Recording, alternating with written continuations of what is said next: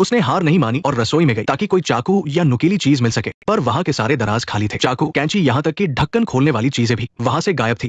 और बाहर बर्फ गिर रही थी और तापमान शून्य से भी नीचे था। सारा के पास न जूते थे और न ही ढंग के कपड़े। ऐसे में पैदल निकलना मुमकिन नहीं था। तभी किस्मत से उसे कचरे के डिब्बे में कार की चाबी मिल गई। उसकी जान में जान आई। उसने खुद को जैसे तैसे ढका और उस भारी लाश को गैरेज की तरफ घसीटने लगी। एक एक कदम बढ़ाना उसकी पूरी ताकत निचोड़ रहा था, पर जिंदा रहने की चाह में सारा ने हार नहीं मानी। गैरेज पहुंचकर उसने लाश को बगल वाली सीट पर डाला और खुद गाड़ी में बैठ गई। उसने कांपते हाथों से चाबी घुमाई, पर इंजन से सिर्फ एक बेदम आवाज आई और फिर सब खामोश हो गया। जब सारा ने बाहर निकलकर देखा तो उसे हकीकत पता चली। डेविड ने कार की टंकी का सारा पेट्रोल पहले ही निकाल दिया था। सारा पूरी तरह टूट चुकी थी। तभी कार का रेडियो अचानक बज उठा। उसमें से डेविड की वही जानी पहचानी आवाज आई जो कह रही थी कि अब हार मान लो और मौत को गले लगा लो, क्योंकि अब जो होने वाला है वो और भी खौफनाक होगा। रिकॉर्डिंग बंद होते ही चारों तरफ सन्नाटा छा गया। सारा को अब समझ आया कि ये कोई साधारण खुदकुशी नहीं थी, बल्कि बदला लेने का एक बहुत बड़ा जाल था। अब सारा को अपने पति से नफरत हो रही थी। वो वापस विला के अंदर गई, अपना चेहरा धोया और उस हार को गले से निकालने की कोशिश करने लगी, पर वो हार एक खास तरह से बना था जिसे खोलना नामुमकिन था। सारा ने सोचा कि शायद उसे बेसमेंट में कोई आरी मिल जाए जिससे वो अपनी हथकड़ी और हार को काट सके, लेकिन वहां पहुंचकर उसे गहरा धक्का लगा।